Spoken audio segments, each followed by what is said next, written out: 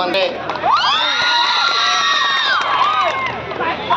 ಆಯ್ತಾ, ನನಗೆ ನಾನು ಇಷ್ಟೇ ಹೇಳೋದು, ಇನ್ನೇನು ಜಾಸ್ತಿ ಹೇಳೋದಿಲ್ಲ ಆಯ್ತಾ. ಯಾವುದಾದ್ರೂ ನೋವುಗಳಾಗಿದ್ರೆ, ಏನಾದರೂ ಕಷ್ಟಗಳಾಗಿದ್ರೆ ನಮ್ಮಿಂದ ಖಂಡಿತ ಅದನ್ನು ನಾನು ಜವಾಬ್ದಾರಿ ತಗೊಳ್ತೀನಿ ಆಯ್ತಾ. ಯಾವುದೇ ರೀತಿ ಗೊಂದಲಗಳು ಯಾಕಂತಂದ್ರೆ ಇವತ್ತು ಏನಾದರೂ ನಿಜವಾಗ್ಲೂ 10 ಸರಿ ಬಂದು ಬೆಳಿತಾನೆ, ಆದರೆ ಕಾನೂನಲ್ಲಿ ಬಹಳ ತೊಡಕುಗಳಿದ್ದಾವೆ.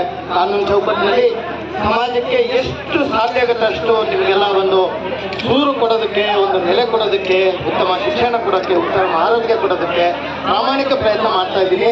ಎಲ್ಲ ನಮ್ಮ ಸಹೋದರರು, ನಮ್ಮ ಮುಖಂಡರು ಎಲ್ಲರೂ ನಿಮ್ಮ ಬಗ್ಗೆ ಅತೀವ ಕಾಳಜಿ ಇಟ್ಟು ಪ್ರತಿ ಸಾರಿ ನಮ್ಮ ಹತ್ರ ಬಂದು ಮನವಿ ಕೊಡ್ತಾ ಇದ್ದಾರೆ.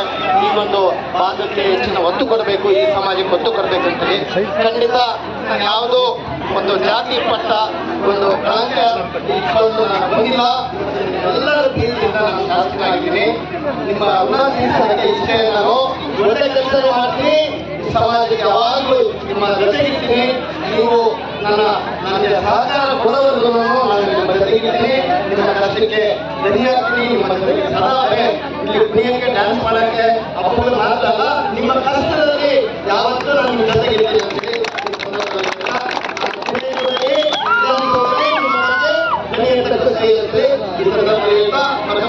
ಎಲ್ಲರಿಗೂ ನಾನು ಹೆಚ್ಚಿಗೆ ಏನು ಸಂದೇಶ ಕೊಡೋದಿಲ್ಲ.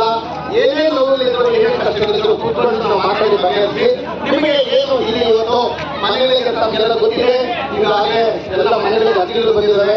ಅವೆಲ್ಲರೂ ಯಾರು ವಸತಿರಹಿತರು ಮತ್ತು ಮನೆಯಿಂದ ಯಾರಿರಲಿ ಎಲ್ಲರಿಗೂ ದಯವಿಟ್ಟು ಅರ್ಜಿ ಹಾಕಿ ಪ್ರಾಮಾಣಿಕವಾಗಿ ನಿಮಗೆ ಉಚಿತವಾಗಿ ಮನೆ ಕೊಡೋಕ್ಕೆ ಎಲ್ಲ ರೀತಿಯ ಪ್ರಯತ್ನ ಮಾಡ್ತಾ ಇದ್ದೀವಿ. ಈಗ ಬರೀ ಬಂದಿರೋ 622 ಮನೆ ಅಷ್ಟೇ, 622 ಮನೆ ಅಷ್ಟೇ ಅಲ್ಲ, ಇನ್ನೂ ಅಧಿಕವಾಗಿ ಇನ್ನೂ 1000 ಮನೆ ಬೇಕಿದ್ರು ಕೊಟ್ಟು ನಿಮ್ಮ ಜೀವನ ನಿಮಗೆ ದೂರಪಡಿಸಬೇಕು, ಮೂಲಭೂತ ಸೌಕರ್ಯ ಕೊಡಿಸೋದಕ್ಕೆ ನಾನು ಎಲ್ಲ ರೀತಿಯ ಪ್ರಯತ್ನ ಮಾಡ್ತಾ ಇದ್ದೀವಿ. ಅದನ್ನು ಬಳಸ್ತಿರಂತೆ ಈ ವಿಷಯಕ್ಕೆ